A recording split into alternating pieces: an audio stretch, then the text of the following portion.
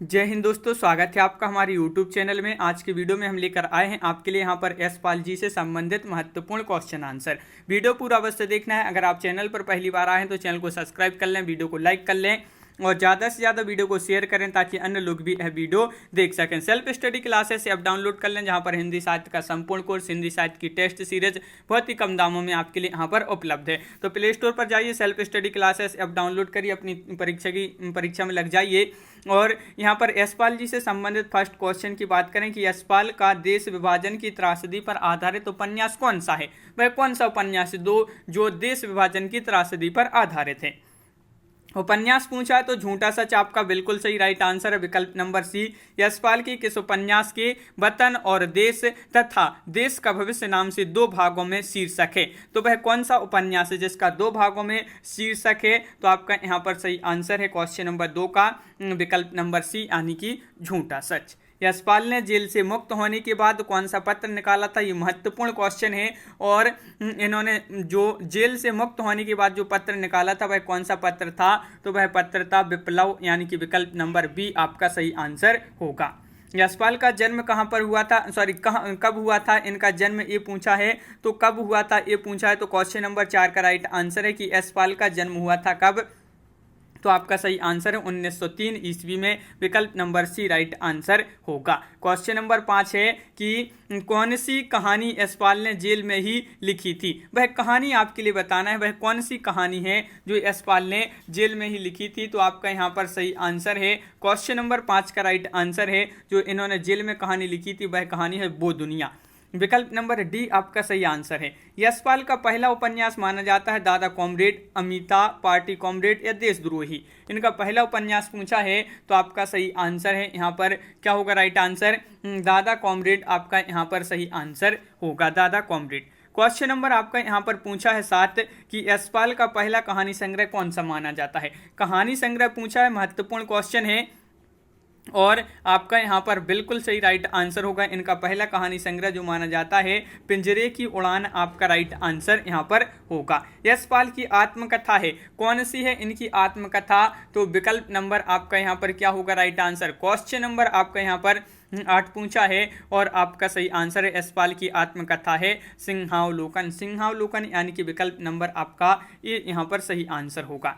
यशपाल के कुल कितने कहानी संग्रह प्रकाशित हुए हैं, 15 है, 16 है, 17 है, 18 है। तो क्वेश्चन नंबर 9 का आपका जो सही आंसर है वह आपका सही आंसर कि यशपाल के कुल कितने कहानी संग्रह प्रकाशित हुए हैं, तो इनके 17 है, 17 है आपका बिल्कुल सही राइट आंसर होगा, 17 राइट आंसर है। अगला क्वेश्चन है यशपाल की आत्मकथा सिंहावलोकन के कितने भाग हैं, 2 भाग हैं, 3 भाग हैं, 4 भाग हैं, 5 भाग हैं। तो क्वेश्चन नंबर 10 है और 10 का राइट आंसर है, इसके 3 भाग हैं, तो विकल्प नंबर आपका बी यहाँ पर राइट आंसर होगा। यशपाल का जन्म कहाँ पर हुआ था, मोस्ट इंपॉर्टेंट क्वेश्चन है, तो बताइए। क्वेश्चन नंबर 11 है और 11 का राइट आंसर है इनका जन्म हुआ था कहाँ पर, तो बिल्कुल सही राइट आंसर है फिरोजपुर, पंजाब, आपका यहाँ पर विकल्प नंबर सी राइट आंसर होगा।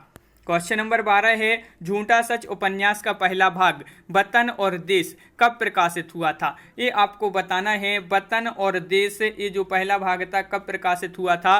तो क्वेश्चन नंबर 12 है और 12 का राइट आंसर है आपका विकल्प नंबर डी 1958 ईस्वी में।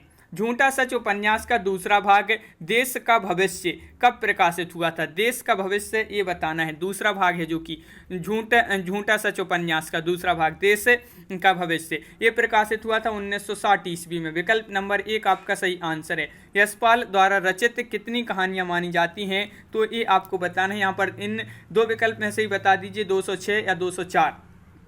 तो क्वेश्चन नंबर 14 है और यशपाल द्वारा रचित कहानियां मानी जाती हैं 206, यानी कि विकल्प नंबर आपका 1 यहाँ पर राइट आंसर होगा। अगला क्वेश्चन नंबर आपका 15 है कि यशपाल का पहला उपन्यास कब प्रकाशित हुआ था। इनका पहला उपन्यास बताना है और इनका पहला उपन्यास जो है कब प्रकाशित हुआ था, तो आपका राइट आंसर है 1941 ईस्वी में, यानी कि विकल्प नंबर बी राइट आंसर होगा। यशपाल का ऐतिहासिक उपन्यास है दिव्या है, अमिता है, आ और बा दोनों हैं या दादा कॉमरेड है। यशपाल का ऐतिहासिक उपन्यास पूछा है, ऐतिहासिक में आ और बा दोनों राइट आंसर है, विकल्प नंबर सी आपका सही आंसर होगा। फूलों का कुर्ता रचना की विधा क्या मानी जाती है? उपन्यास है, नाटक है, कहानी है या निबंध है? तो क्वेश्चन नंबर अपना यहाँ पर 17 है और बिल्कुल सही राइट आंसर है। फूलों का कुर्ता रचना की जो विधा है वह कहानी मानी जाती है, कहानी मानी जाती है, बिल्कुल सही 1949 की। अगला क्वेश्चन क्या है? तो इनमें से कौन सी रचना यशपाल का संस्मरण है? संस्मरण है भूख के 3 दिन, कुछ संस्मरण, ज्ञानदान या देवा की माँ। तो यहाँ पर देखिए इनका संस्मरण पूछा तो कुछ संस्मरण, इनके संस्मरण बिल्कुल सही, बहुत बढ़िया। यहाँ पर विकल्प नंबर आपका यहाँ पर जो राइट आंसर है बी सही आंसर होगा। यशपाल की आत्मकथा सिंहावलोकन का प्रकाशन वर्ष बताना है। इसका प्रकाशन वर्ष क्या माना जाता है? तो आपका बिल्कुल सही राइट आंसर होगा क्वेश्चन नंबर 19 का। सिंहावलोकन का जो प्रकाशन वर्ष है वह 1951 ईस्वी माना जाता है, तो विकल्प नंबर बी सही आंसर है। यशपाल के कहानी संग्रहों का प्रकाशन वर्ष के अनुसार सही अनुक्रम किस विकल्प में है? वह अनुक्रम का चयन करना है जिसमें इनके कहानी संग्रहों का प्रकाशन वर्ष के अनुसार सही अनुक्रम है।